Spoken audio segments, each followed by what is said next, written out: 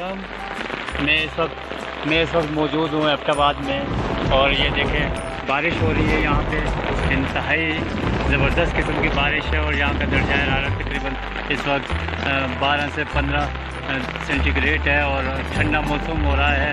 और ये देखें, और मैं इस वक्त मौजूद हूँ 6000 फीट नीचे ठडियानी से, और ठडियानी जो है वो सतह समुंदर से 9000 फीट की बुलंदी पर है।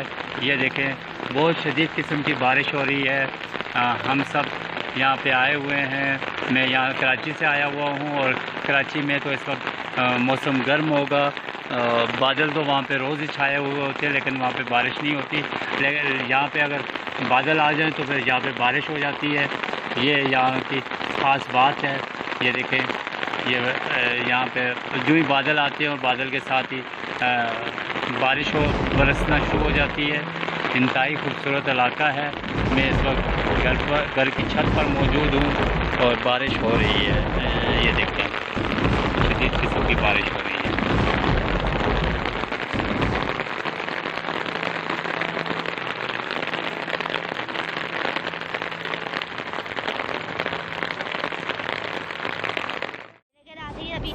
हमें अभी यहाँ पे बारिश का मौसम हो गया। अभी हल्की हल्की बारिश शुरू हो गई है। अभी ये देखे पहाड़, हर जगह बादल ही बादल है। अभी बारिश हल्की हल्की लग गई है।